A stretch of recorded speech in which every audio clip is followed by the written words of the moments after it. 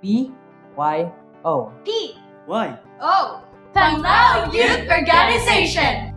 Kabatanunan sa Panglao! Tingog sa kabatanunan.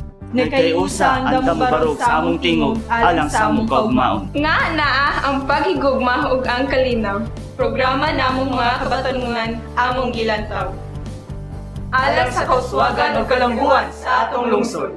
Ako, si Reggie Hormachuelos, a former RSK sa Barangay Bilisan. Atong ipadayon ang amuang nasugdan.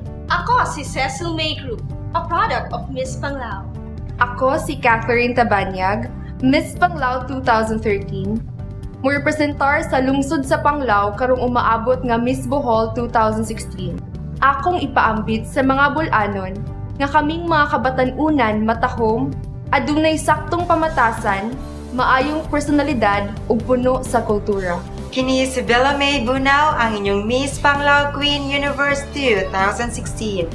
O kami ang mga membro sa LGBT community of Panglao Island. Despite sa challenge of acceptance sa atong komunidad, Kami gipangga o wala pasagdi. Kami ang mga membro sa Sub United Crew. Kuyog sa ubang grupo nga mananayaw nga mga kabatanunan sa atong lungsod. Kaniadto hangtod karon. Among nabati ang dako ug kanunay nga suporta. Ako si Deo Guden, direktor sa mga daghang kalihukan ug mga programa sa mga kabatanunan sa lungsod sa Panglao, sa natad sa arte ug kultura. Ang tanan nahimong posible tungod sa dakong paghigugma sa atong halangdong mayor Nila Montero uban ni Vice Mayor Pedro Fuertes ug sa kanunay nga nagsuporta sa mga kabatanunan sa Panglao, Aya Montero.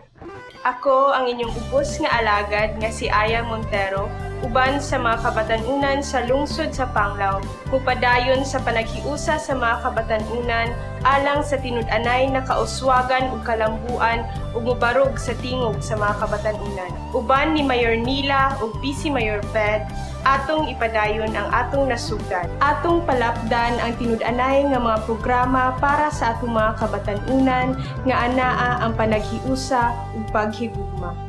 Kami mga kabatanunan sa Barangay Bilisan, Bolod ug Dolho. Danao, Libaong, Lourdes ug Lo. Poblasyon, Tangnan ug Tawala. Pipilala kami sa daghang mga kabatanunan sa Panglao nga nagkayusa alang sa padayon nga programa o kalihukan sa mga kabatanunan.